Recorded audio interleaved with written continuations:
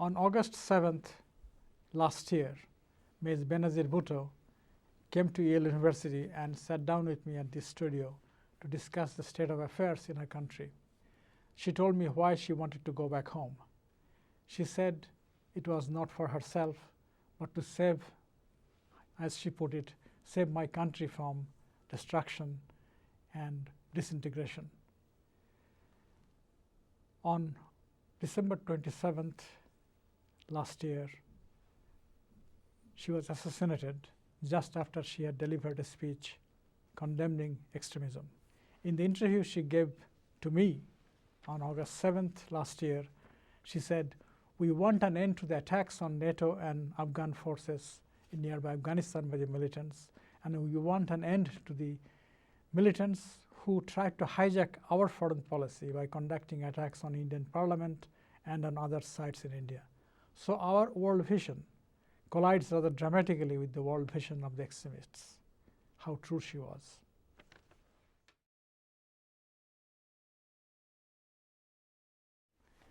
We are pleased to have in our studios Mrs. Benazir Bhutto, 2 times Prime Minister of Pakistan, and we are particularly pleased to have her with us today at a time of Pakistan is facing a critical choice about its future.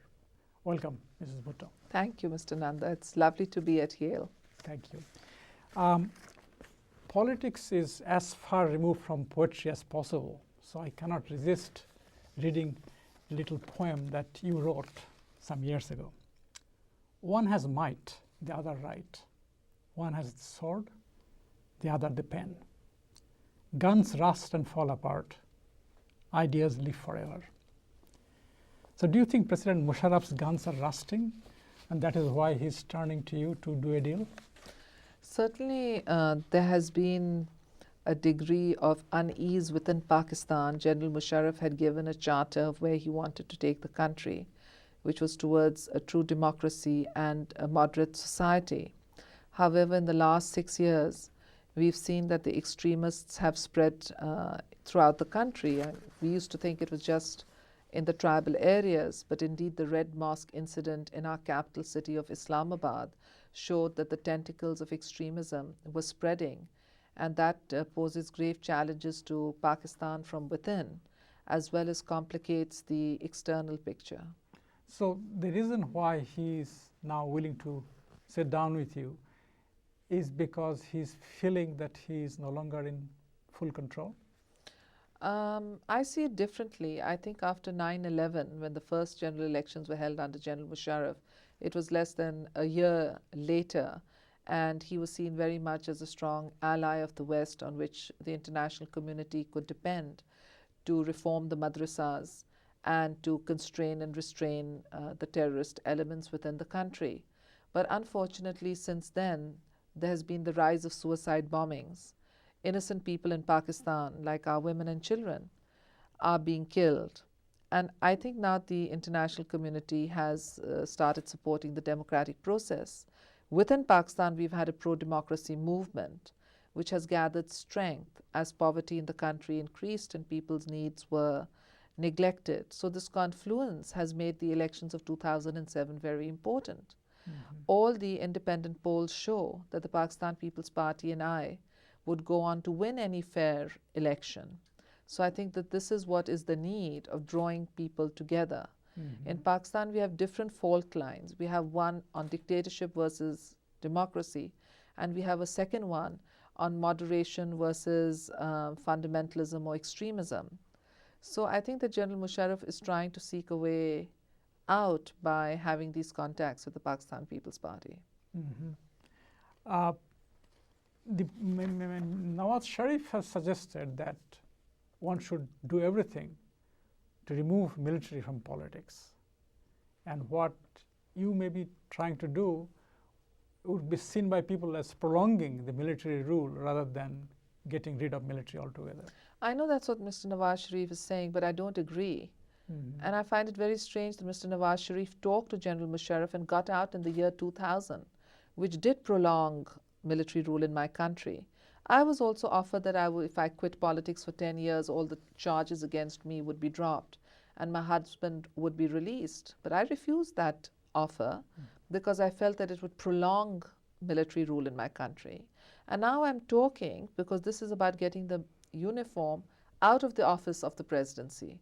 This is about facilitating the transfer to democracy. And as I said, we are talking, but we are not there yet. So I'm really not in a position to tell you today that there really will be an agreement on the facilitated transfer to democracy. But I do know one thing, that a facilitated transfer to democracy is far more preferable than a situation of chaos on the streets that can be taken advantage of by extremist elements.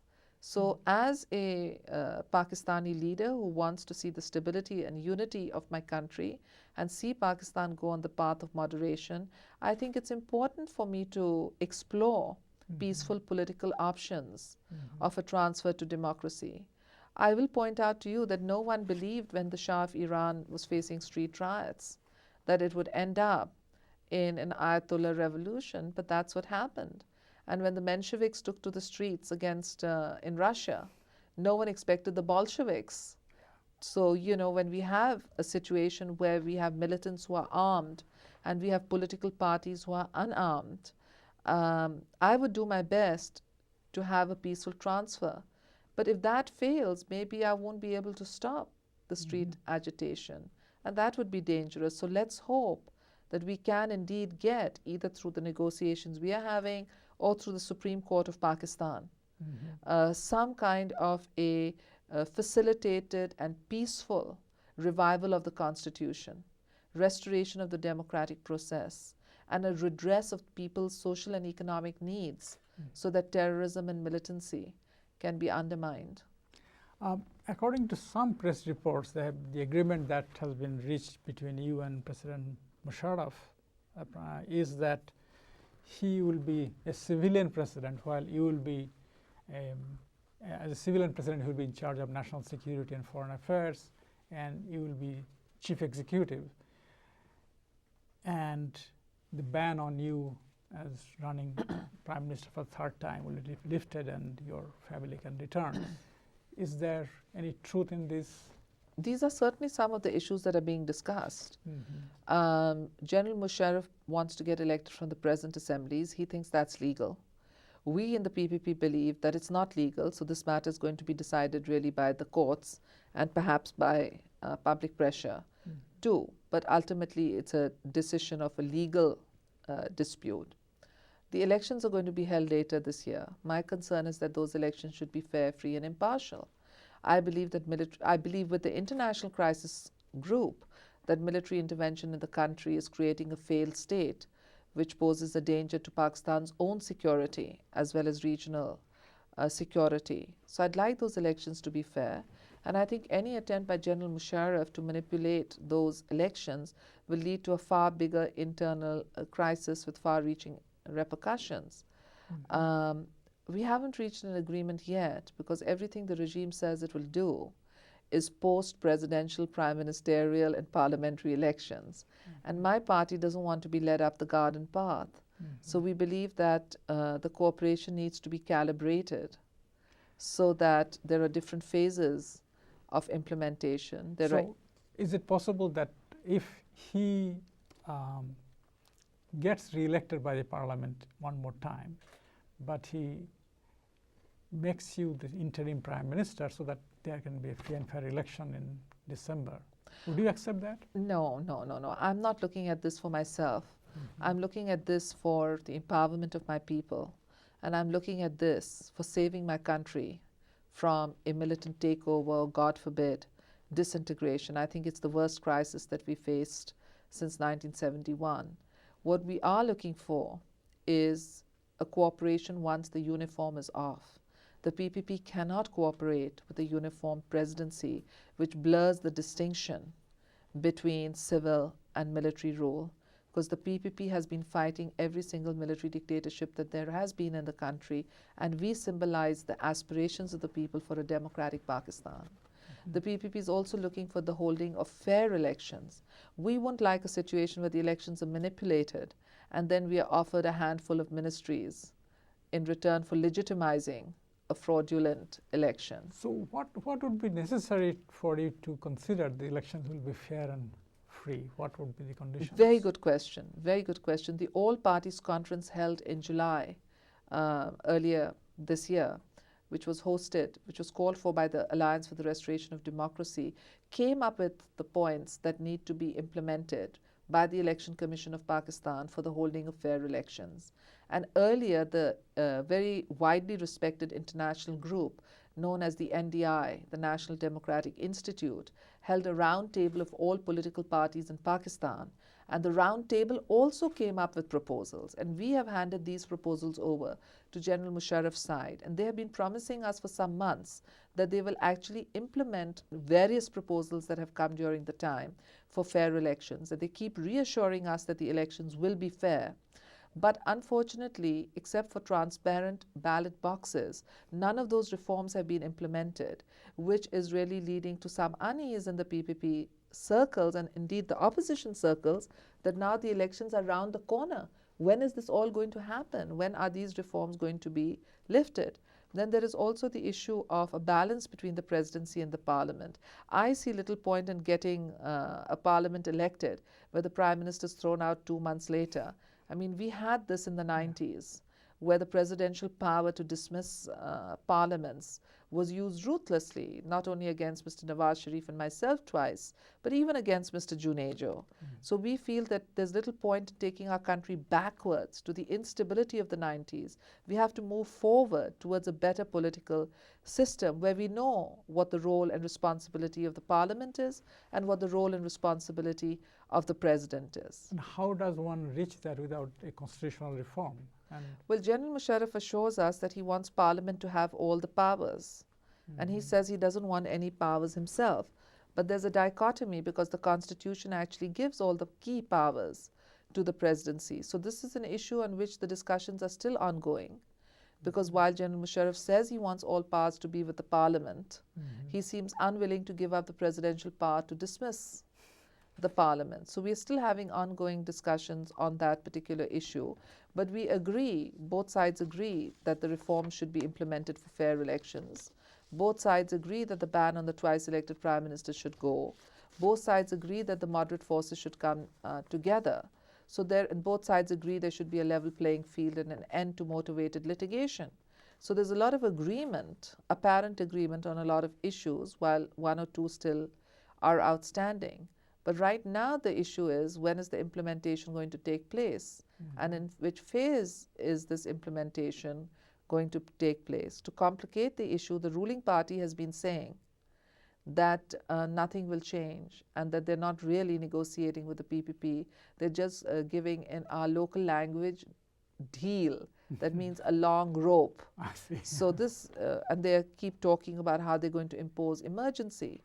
So some people have cynically remarked that the Red Mosque incident in Islamabad was actually cooked up by elements of the cabinet to provide a pretext for emergency, but their plan failed when the presidency decided to take action against the militants. So, you know, we're talking here about a country from which many key Al-Qaeda suspects have been, or terrorists have been arrested, like Abu Zubaydah and Khalid Sheikh from Pindi and Ramzi bin al-Shaykh from Karachi. So we must remember that this is not just a war for Pakistan's heart and soul.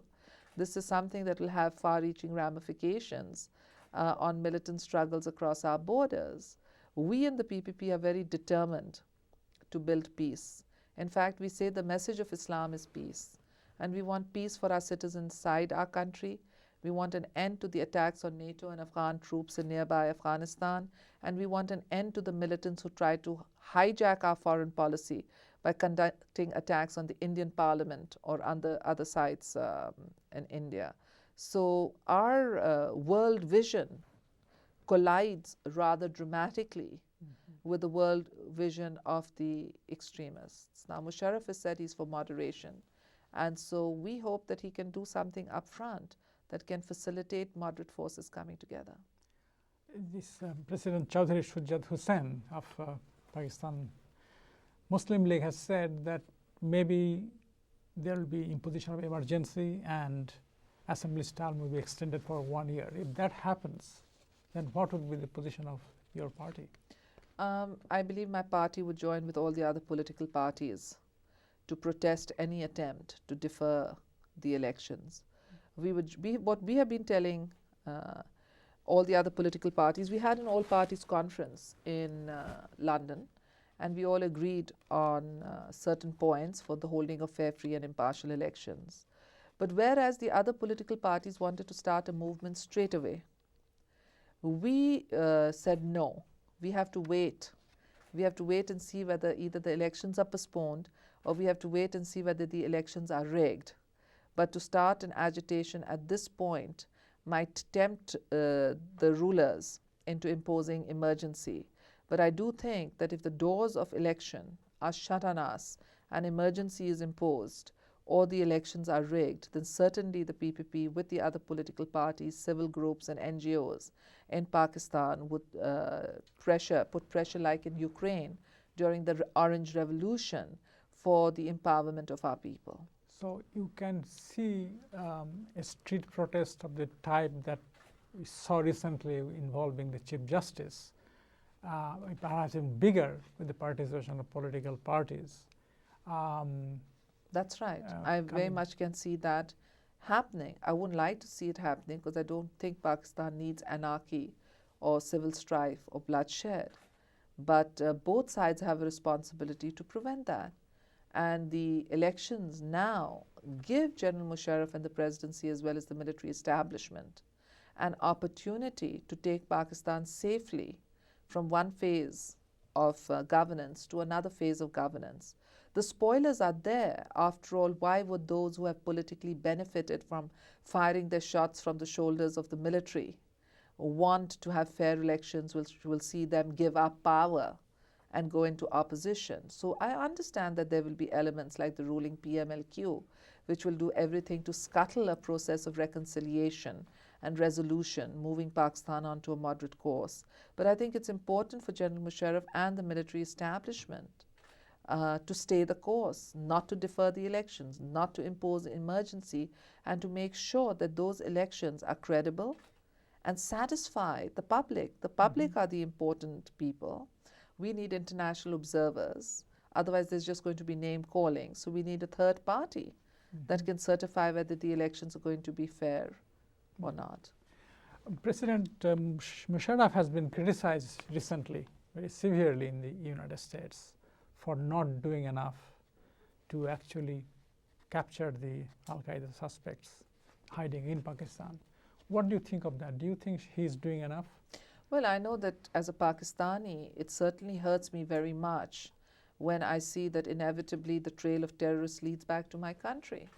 If it's an issue of the tube bomber, we find that he had visited Pakistan, or if it's an issue of John Reed, the shoe bomber, we find that he had made a telephone call to Pakistan. If it's capturing the CEO of Al-Qaeda, Khalid Sheikh, we find that he was captured in Pakistan's garrison city of Rawalpindi. So it bothers us Pakistanis that our great nation should be associated with such elements. We don't want to make our country hospitable to such elements. And my party severely criticized the peace agreement that was signed in 2006 with the Taliban elements in the tribal regions of Pakistan.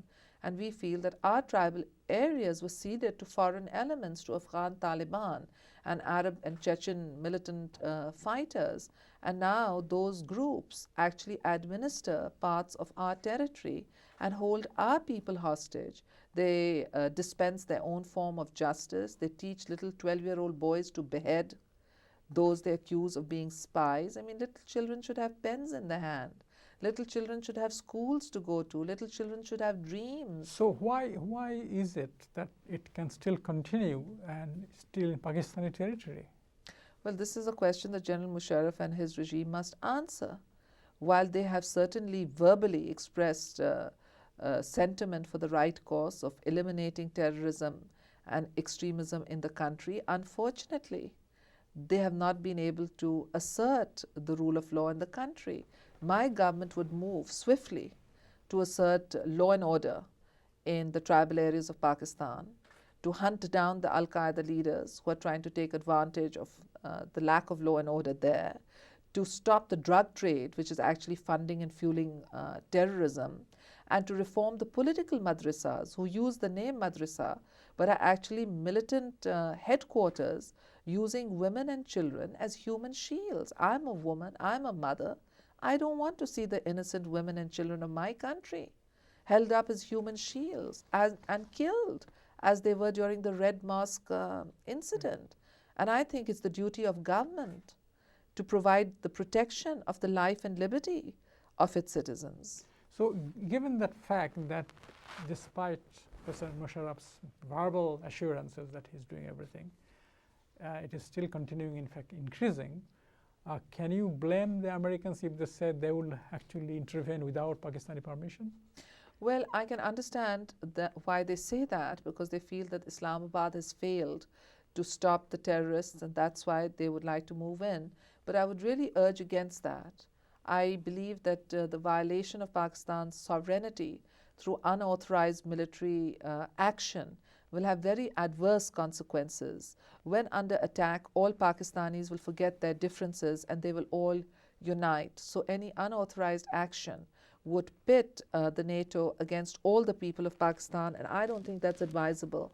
But I think what it is advisable is to have a close working relationship, and certainly when the PPP is elected to power, we intend to restore law and order to our tribal areas and prevent the militants from attacking NATO. So we intend to take away the causes that can today threaten airstrikes against Pakistan, and we also intend to work very closely with NATO and with the United States and other countries to eliminate terrorism, to help us also in our tribal areas to eliminate through intelligence sharing and other means of cooperation. Pakistan has always sought a kind of a strategic depth in Afghanistan as a part of its security policy. Do you think that policy has led to this alliance, de facto alliance between Pakistani ISI and Taliban? Can you change that? Well, I certainly hope I can change it. I believe that the policy of strategic depth has backfired. And in fact, it was in 1998 that I stood up in the Parliament of Pakistan and I said that the policy of strategic depth is turning into one of strategic threat for Pakistan. And the passage of years have shown to me that indeed such a policy is leading to militancy, suicide bombers, weaponization, drug trade in Pakistan, to an increase in poverty and unemployment as the priorities of the state shift and these issues are neglected. So I want an end to that policy of strategic depth. I think Afghanistan has traditionally been viewed either as a buffer state or as a forward policy state where there is strategic depth. And throughout history, different empires, even the British Empire or the Greeks, when they even came to that area, have looked at the issue in terms of strategic depth or buffer state. And I think for us, it's much better to have an Afghanistan that is peaceful, that allows us to trade with it, that has good relations with all its neighbors. And I think it's very promising that Afghanistan has joined the South Asian Association of Regional Countries. And I think for India, Pakistan, Afghanistan, and the other countries of SAARC, this is where we should concentrate. We should try to create the economic interdependencies that allowed Europe to emerge from the ravages of 2 world wars and build a common market that has given unprecedented growth and an increase in the standard of living of ordinary Europeans. I mean, in the 50s, people were all on rations, and now they're spoiled for choice. Another issue where I think you mentioned India, Kashmir seems to have been diffused a little bit. And do you see any prospect that if you return to Pakistan as Prime Minister, you would have a different approach than what has been tried by Musharraf?